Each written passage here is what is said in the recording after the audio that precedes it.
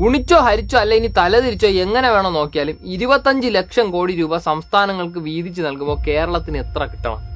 കേരളത്തിന് മിനിമം 40,000 കോടി രൂപ പോലും അനുവദിക്കുന്നില്ല. കേരളത്തിൽ ഹരണവും ഗുണനവും അറിയാവുന്നവർക്ക് വേണ്ടി പറഞ്ഞതാണ്. ഇനി എന്തുകൊണ്ടാണ് ഇത് എന്ന് ചോദിച്ചാൽ പച്ച മലയാളത്തിൽ ജോർജ് കുര്യൻ എന്ന അസൽ സംഘി വെടിപ്പായി തന്നെ മറുപടി പറയുന്നു. കേരള പിന്നോക്കം എന്ന് പ്രഖ്യാപിക്കട്ടെ, അപ്പോൾ സഹായം നൽകാമത്രേ. കേരളത്തെ പിന്നോക്കമാക്കാൻ വേണ്ടിയിട്ടാണ് ഈ കണ്ട നാറിയ തരംതാണ കളിയൊക്കെ യവന്മാർ കളിക്കുന്നതെന്ന് ഇനിയും മനസ്സിലാക്കാത്ത കുറച്ചു പേർക്ക് വേണ്ടിയാണ് ഇത്രയും പറഞ്ഞത്. കേരളത്തിൽ നിന്നും കേന്ദ്രം പിരിക്കുന്ന 1 രൂപ നികുതിയിൽ നമുക്ക് തിരിച്ചു തരുന്നത് എത്രയാണെന്നറിയാമോ? 57 പൈസ. ഇനി ബീഹാറിനാണെങ്കിൽ 1 രൂപ ബീഹാർ കേന്ദ്രത്തിന് നികുതി കൊടുത്താൽ തിരിച്ച് എത്ര രൂപ കിട്ടും? 7 രൂപ 6 പൈസ, 706 പൈസ.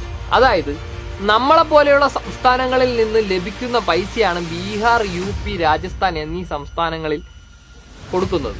ആ സംസ്ഥാനങ്ങളിൽ തന്നെയാണ് യൂണിയൻ സർക്കാർ വീണ്ടും പണം ഇൻവെസ്റ്റ് ചെയ്തുകൊണ്ടേയിരിക്കുന്നത്. നമുക്ക് അർഹതപ്പെട്ട പ്രോജക്റ്റുകൾ നൽകാതെ, നമുക്ക് അർഹതപ്പെട്ട വിഹിതം നൽകാതെ കേരളത്തെ സാമ്പത്തികമായി വലിഞ്ഞു മുറുക്കുകയാണ്. കേരളത്തിൽ നിന്നുള്ള 2 കേന്ദ്ര സംഘിമന്ത്രിമാരോട് പറയാനുള്ളത്, തന്റെയൊക്കെ പിതാവിന്റെ കുടുംബത്തിൽ നിന്നുള്ള സ്വത്തിന്റെ ഭാഗമല്ല കേരളത്തിന് ലഭിക്കേണ്ടത്.